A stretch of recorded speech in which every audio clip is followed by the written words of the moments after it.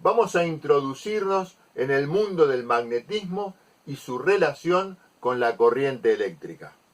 Que vamos a estudiar los fenómenos del magnetismo, tanto vinculados a los imanes naturales, como vemos en el imán en herradura que atrae clavos que contienen hierro, como en los imanes artificiales que podemos observar donde el paso de la corriente eléctrica a través de una bobina magnetiza un trozo de hierro. Pero para poder empezar a estudiar un poco del magnetismo, vamos a hacer algo de historia y nos vamos a remitir a la Grecia antigua, 2000-2500 años hacia atrás, y vamos a ubicarnos en una región denominada Magnesia, donde se acuñó el término magnetismo. Magnesia es una provincia costera de la Grecia antigua. En ese lugar se encontraron piedras, que se denominaban piedras imán, que tenían la extraña propiedad de atraer piezas de hierro. Es por eso que el origen de la palabra magnetismo tiene que ver justamente con la región en donde se descubrieron y se tiene noción de las primeras piedras que originaban este curioso fenómeno. Más tarde, los chinos fueron los primeros que usaron brújulas, son los inventores de la brújula, y esas brújulas, a partir más o menos del siglo XII, sirvieron para poder guiarse tanto en la navegación como en movimientos terrestres. Si seguimos avanzando en el tiempo, en la historia, nos vamos a encontrar con el médico de la reina Isabel, William Gilbert. William Gilbert, en el siglo XVI, fabricó imanes artificiales, frotando trozos de hierro con la magnetita, el nombre que se le había dado a la piedra imán descubierta en Magnesia. También sugirió que la brújula, ya conocida, ¿sí?, en ese momento porque los chinos la habían inventado tiempo atrás, siempre apunta hacia el norte y el sur porque la Tierra tiene propiedades magnéticas. Por supuesto que fueron muchos los que participaron en la investigación del magnetismo, pero vamos a llegar hasta el año 1820, cuando de manera accidental el profesor Hans Oersted, un maestro danés, en una clase junto a sus alumnos, haciendo pasar corriente eléctrica por un cable, estudiando la electricidad, y teniendo accidentalmente cerca una brújula de ese cable, observaron que cada vez que le proporcionaban un voltaje y por lo tanto pasaba corriente por ese cable, la brújula se movía. Ese fenómeno fue el primero que dio indicio de que la electricidad y el magnetismo están íntimamente relacionados. Poco después, ya estamos hablando en el siglo XIX, alrededor de los 1800, 1830, 40, 50, el físico francés André-Marie Ampère propuso justamente que la fuente de todos los fenómenos magnéticos son las corrientes eléctricas y desarrolló toda una teoría que la vinculan tanto a la corriente eléctrica como a los campos magnéticos que originan. Entonces, ¿de dónde provienen las fuerzas magnéticas? Ya dijimos que provienen de las cargas eléctricas. Ahora bien, si las cargas eléctricas están en reposo, como ya sabemos de electrostática, originan alrededor de ellas un campo eléctrico, o sea, un campo de fuerzas donde aparecen fuerzas eléctricas. Mientras que si las cargas eléctricas están en movimiento, además de ese campo eléctrico que hay alrededor originando fuerzas eléctricas, aparece otro campo de fuerza, un campo de fuerza magnético, originando por supuesto fuerzas magnéticas. Es por eso que decimos que la fuente de la fuerza magnética es el movimiento de las partículas con carga, que por lo general son los electrones. Las fuerzas eléctrica y magnética son en realidad distintos aspectos del mismo fenómeno del electromagnetismo. Las regiones de los imanes que originan las fuerzas magnéticas son las que denominamos los polos magnéticos. Los polos cumplen con la regla de atracción y repulsión, muy parecido a lo que pasaba con las cargas eléctricas. Cuando los polos tienen el mismo nombre, son iguales, se repelen, mientras que los polos que tienen nombre distinto se atraen. Podemos apreciar experimentalmente cómo cuando se acerca un imán que tiene el polo del mismo nombre que el otro imán que está en el carrito en reposo, los polos del mismo nombre se repelen. Otra experiencia que nos puede mostrar la repulsión entre polos del mismo nombre es colocando imanes de manera circular adentro, sostenidos por un palito central. Como vemos, el imán superior es repelido por el imán inferior debido a que los polos del mismo nombre se repelen. Mientras que si acercamos los polos de distinto nombre, vamos a ver que se atraen. El nombre que reciben los polos magnéticos, como ya sabemos, son polo norte y polo sur. No existe polo positivo y polo negativo, ya que eso queda directamente atribuido a las cargas eléctricas. Sí existen cargas positivas y cargas negativas, pero los polos magnéticos se denominan polo norte y polo sur. Acá nos podemos plantear una pregunta. ¿Cualquier imán tendrá necesariamente un polo norte y un polo sur? ¿Se pueden separar los polos? Bueno, lo vamos a discutir y analizar muy pronto. Analicemos un poco qué pasa con el campo de fuerza que se origina alrededor de un imán. Como podemos apreciar, en la figura de la izquierda vemos un campo magnético alrededor de un imán recto que está visualizado por limaduras de hierro que fueron esparcidas sobre un vidrio colocado sobre ese imán. Vemos que las limaduras de hierro se orientan de una forma, de una manera determinada. También podemos apreciar en el otro dibujo, en donde está graficado la forma que tiene el campo magnético de ese mismo imán recto, en donde las líneas de fuerza del campo magnético son muy parecidas a las líneas de fuerza del campo eléctrico que habíamos dibujado cuando estudiamos en electrostática el campo eléctrico de dos cargas de signo distinto. Como podemos ver, todas las líneas de fuerza parten desde el polo norte y se dirigen y entran en el polo sur. Son líneas curvas alrededor del imán y muestran esas líneas cuál es la dirección en la que apunta una brújula colocado en cualquier lugar de ese campo magnético. Como vemos, el campo eléctrico y el campo magnético tienen una forma muy parecida, es un campo de fuerza con líneas muy similares. Esta es otra forma más que nos permite ver que hay una estrecha relación entre el magnetismo y la electricidad. Pero entonces, ¿cómo se forma un campo magnético? Bueno, como definición de origen del campo magnético, podemos decir que el campo magnético se debe a las distorsiones, o sea, a los cambios del campo eléctrico causadas por el movimiento de una carga eléctrica. Vamos a tratar de explicar un poquito de qué se trata esto de las distorsiones del campo eléctrico. Cuando una carga eléctrica se mueve, como por ejemplo podemos ver el movimiento de los electrones alrededor del núcleo de un átomo, va modificando en los distintos puntos del espacio el valor del campo eléctrico. Depende que esté más cerca o más lejos de ese punto.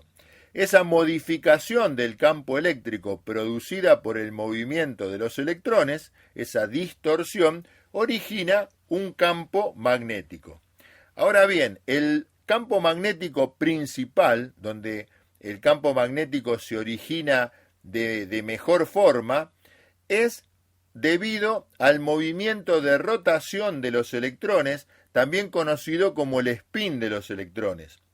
Cuando los electrones giran sobre sí mismos, ese movimiento de rotación que produce el electrón también origina un campo magnético, y depende hacia dónde es esa rotación, el campo magnético se sitúa de manera distinta. El polo norte y el polo sur se invierten en el caso en que los electrones giran en sentido contrario. Como recién dijimos, el movimiento de spin de un átomo origina un campo magnético. Es por ello que un átomo es un pequeño imán, y es tan potente el imán de un átomo de hierro que es capaz de forzar y de alinear a los átomos vecinos para formar un conjunto de miles de millones de átomos agrupados entre sí, alineados en su campo magnético, en su orientación, y a ese grupo de pequeños átomos, de miles de millones de átomos agrupados en un sector, lo vamos a denominar dominio magnético. Ahora bien, ¿qué ocurre? ¿Por qué un trozo de hierro común, un clavo, por ejemplo, no es un imán?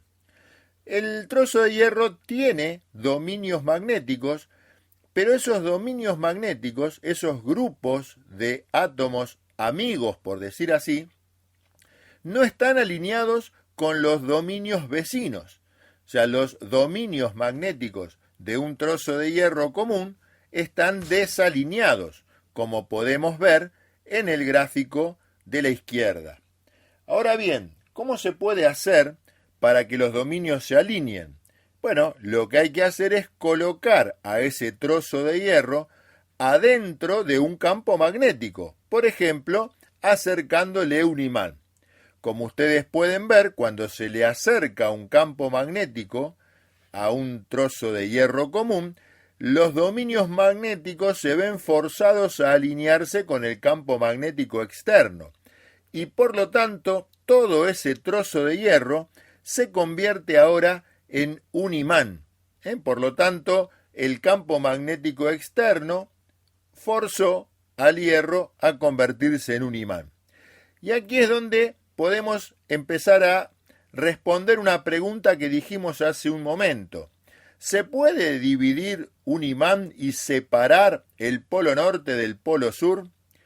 Lo que va a suceder que cuando cortemos un imán, vamos a tener en cada trozo que se encuentre cortado del imán átomos que van a estar alineados, originando sus campos magnéticos. Por lo tanto, si yo un imán lo corto a la mitad, me voy a encontrar con dos pequeños imanes, imanes la mitad del anterior, que van a tener también su polo norte y su polo sur. Y si a esos pequeños imanes los vuelvo a dividir, nuevamente voy a encontrar imanes pero más pequeños, con su polo norte y con su polo sur. Lo que significa que hasta que lleguemos al tamaño del átomo, siempre vamos a encontrar un pequeño imán con su polo norte y su polo sur. Por lo tanto, el polo norte y el polo sur de un imán no se puede separar. No así ocurre con las cargas eléctricas, que sí se pueden separar.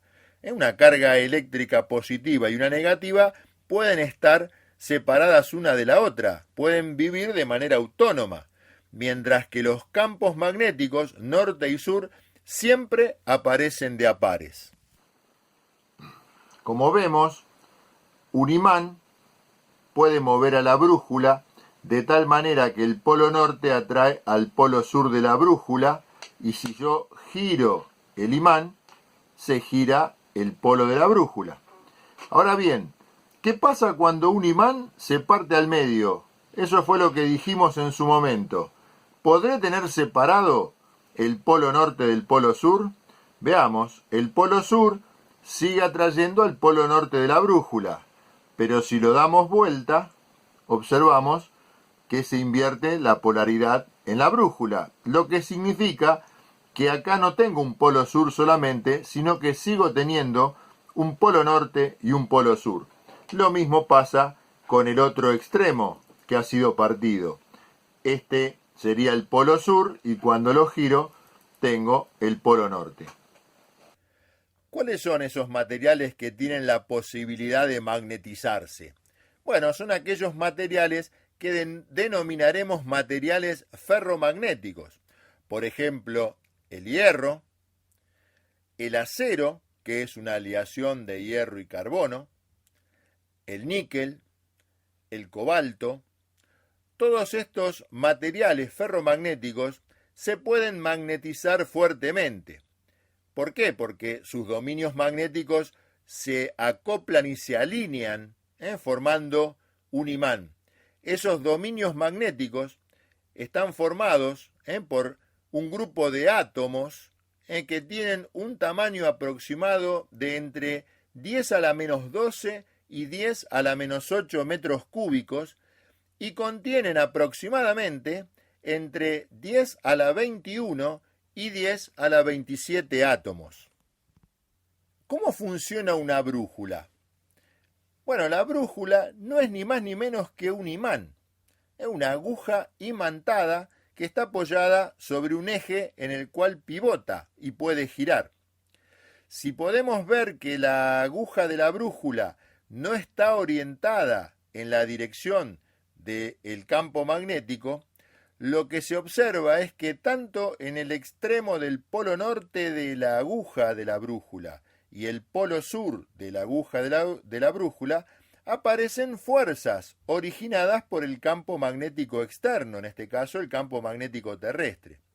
Esas dos fuerzas, como no están alineadas y están separadas por una distancia, por lo que denominamos un brazo, originan lo que llamamos un momento de torsión o torque, y eso hace que la aguja de la brújula gire.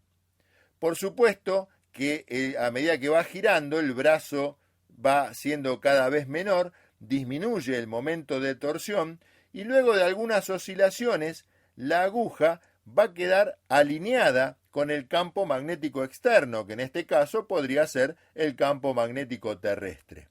Ya veremos qué ocurre con el campo magnético terrestre, dónde están ubicados los polos magnéticos de la Tierra. Pero en este segundo caso, la brújula, al tener alineadas ambas fuerzas, no tiene más el momento de torsión y por lo tanto se encuentra en equilibrio, donde la fuerza neta para que ello ocurra debe ser igual a cero. Pero ¿cómo es que se produce un campo magnético cuando hay una corriente eléctrica? Todos sabemos que la corriente eléctrica es el movimiento de cargas eléctricas, en este caso de electrones. Pues bien, cuando por un alambre recto, ¿sí?, un cable lineal, alineado, pasa corriente eléctrica, lo que se forma alrededor de ese alambre recto es justamente el campo magnético producto del movimiento de dichas cargas eléctricas. Ese campo magnético, dibujado por las líneas de fuerza del campo magnético, tiene una forma muy particular. El campo magnético es un campo magnético circular. Eso significa que si yo coloco una brújula al costado de un alambre recto, como podemos ver ahí en el dibujo, vamos a ver que la brújula apunta en distintas direcciones de acuerdo a dónde la coloque alrededor del alambre recto. Por lo tanto, la dirección en que va apuntando esa brújula, si la voy moviendo alrededor del alambre, va a formar un círculo. Por supuesto, cuanto más lejos estoy del alambre, la intensidad de ese campo magnético va a ser menor. Así que el campo magnético alrededor de un alambre recto tiene forma circular. ¿Cómo podemos saber hacia dónde apunta una brújula colocada alrededor de un alambre recto? Por una regla que se llama la regla de la mano derecha. Si ustedes ven en el dibujo, si colocamos el pulgar de la mano apuntando en la dirección de la corriente eléctrica y el resto de los dedos doblados, como indica la figura, la dirección en la que apuntan esos dedos es la dirección en la que va a apuntar la brújula en ese lugar. Por lo tanto, con la regla de la mano derecha podemos saber cómo es la dirección de las líneas de fuerza del campo magnético de un alambre recto. Pero también, si al alambre recto nosotros lo doblamos, lo curvamos y formamos una vuelta completa, como si fuese un aro, un anillo, vamos a encontrar que el campo magnético en el centro de ese anillo se potencia. Cuando tenemos el alambre recto, las líneas de fuerza de campo magnético está como formando planos que son paralelos uno con el otro. Mientras que cuando uno cierra el alambre, lo que podemos ver es que en el centro, si aplicamos la regla de la mano derecha en cualquier punto de este alambre recto, vamos a ver que en el centro siempre las líneas de campo magnético apuntan para el mismo lado. Por lo tanto, se superponen los efectos de cada pequeño tramo del cable o del alambre que ha sido doblado. Es un campo magnético un poco más potente. Ya vamos a estudiar qué pasa en una espira y cómo determinar ese campo magnético. Pero si en vez de tener una sola vuelta tenemos muchas vueltas, vamos a tener lo que se denomina como bobina o solenoide. Y se van a sumar los efectos del campo magnético de cada una de las espiras. Una bobina no es ni más ni menos que un conjunto de espiras. Por lo tanto, el campo magnético producido por una bobina supera ampliamente al producido por una espira y, por supuesto, al producido por un alambre recto. Si además, adentro de esa bobina, colocáramos un trozo de hierro, ese trozo de hierro alinearía sus dominios magnéticos y de esta forma podría convertirse en un imán mucho más potente. Y eso es lo que vamos a ver en el próximo video. Como podemos apreciar, entonces estaremos armando un electroimán. Si tenemos una bobina que está conectada a una batería, a una pila, de tal manera que pasa corriente eléctrica por esa bobina, se forma un campo magnético. Si además coloco un clavo en un material ferroso dentro de esa bobina, ese clavo ordena sus dominios magnéticos y se transforma en un electroimán casero. Pero también tenemos electroimanes industriales, como podemos apreciar, funcionan por el mismo principio y tienen la posibilidad de hacer una enorme fuerza sobre materiales ferromagnéticos para poder moverlos de una posición a otra. Otra aplicación de los electroimanes son los trenes de levitación magnética, el tren maglev.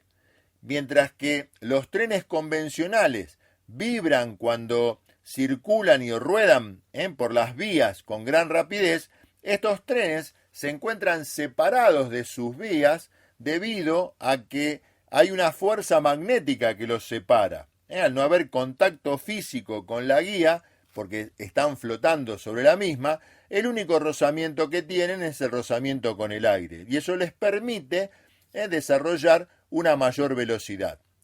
También podemos ver aplicaciones de electroimanes superconductores, en donde un imán natural, convencional, un imán común, flota sobre un material superconductor. Recordemos que esos materiales son materiales que tienen a muy baja temperatura la posibilidad de mover fácilmente sus cargas eléctricas, sus electrones. Ese imán puede levitar debido a que no puede penetrar su campo magnético en el superconductor porque origina en el superconductor también un campo magnético que hace que el campo magnético del imán levite.